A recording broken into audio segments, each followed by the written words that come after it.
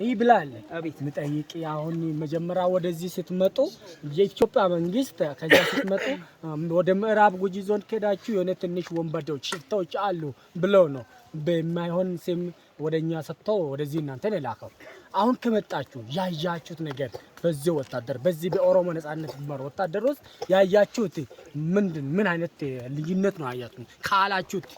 እኔ ምናልባት ጥሩ ከጥያቄ አንፃር እኔ አሁን መጀመሪያ እንደተሰጠን አሸባሪ ሰው የሚዘርፍ እንደዚህ በየቦታው ህዝብን የሚያሸብር አይነት ነበር እሳቢያችን የነበረው ማለት ነው። ከዛም እዘነው የመጣ ነው።